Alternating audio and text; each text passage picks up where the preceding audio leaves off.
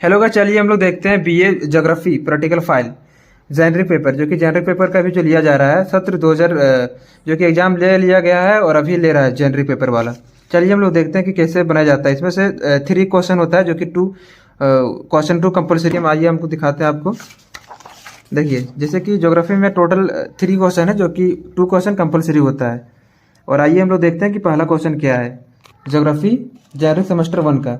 तो ये जो पहला क्वेश्चन है, भूकंप क्या है, इसके कारण और प्रभाव का उल्लेख करें। ये आपका पहला क्वेश्चन हो गया, जो कि हम इस टाइप का है, ठीक है।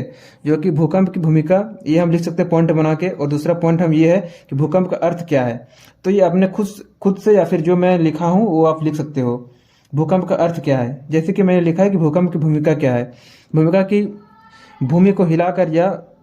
और दूसरा पॉइंट ये है कि हम ये भी पॉइंट डाल सकते हैं कि भूकंप का कारण, तो भूकंप का क्या कारण हो सकता है, ये हम अपने पॉइंट बना के। देखिए गाइज, अगर कहीं भी बनाया जाता है तो अगर आप पॉइंट के हिसाब से देंगे, पॉइंट बना के लिखेंगे, तो उसमें क्या होता है कि आपको नंबर के लिए कोई भी ये नहीं करेगा स्टूडेंट टीचर।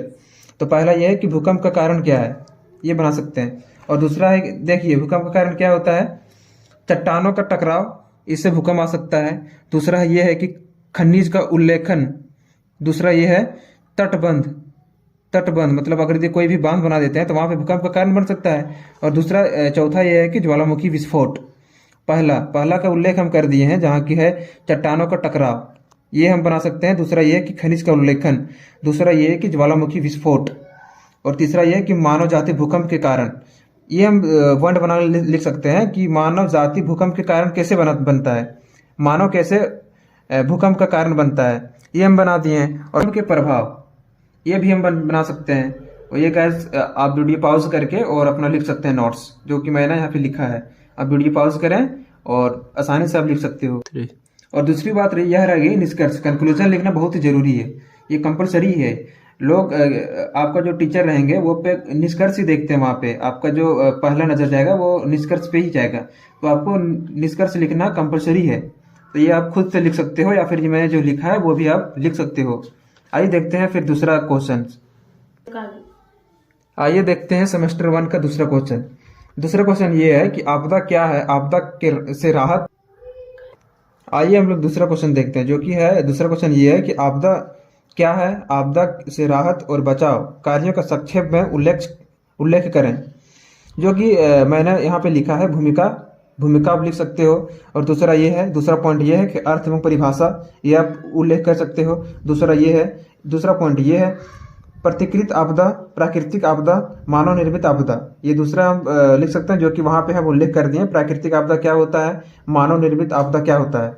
और आइए देखते हैं हम लोग इसी का पॉइंट दूसरा, आपदा से राहत और बचाव कार्यों का वर्णन या उल्लेख निम्नलिखित है। ये हमने पॉइंट बना के लिख दिया है, जो कि आप वीडियो पॉज करके आप देख सकते हो। और दूसरा पॉइंट ये है कि रोकथाम, इसका रोकथाम कैसे किया जाए, आपदा के समय रोकथाम कैसे किया जाए, ये अपने पॉइंट डाल के आप लिख सकते हो, वीडियो पॉज करके आप लिखो। और दूसरा पॉइंट ये है, तीसरा पॉइंट आपदा के पश्चात के निष्कर्ष क्या है, तो निष्कर्ष लिखना आपको जरूरी है। और देखते हैं हम लोग ज्योग्राफी जेनरिक सेमेस्टर 2 का प्रश्न नंबर 1। प्रश्न नंबर 1 ये है कि सूखा प्रभावित क्षेत्रों के विकास में सरकार की भूमिका का वर्णन करें। ये आप भूमिका लिखें पहले, फिर परिभाषा, इसका परिभाषा क्या होता है। दूसरा ये है कि इसका महाराष्ट्र का पूर्ववर्ती भाग, मध्यम सूखा प्रभावित क्षेत्र, ये सब आप उल्लेख कर सकते हो, जो कि एक अहम भूमिका निभाएगा आपको नंबर गेन करने में।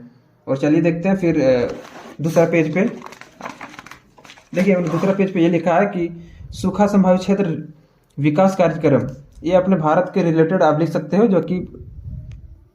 और तीसरा पॉइंट ये है कि ये लिख सकते हो। और चौथा पॉइंट ये है कि सरकार द्वारा वित्तीय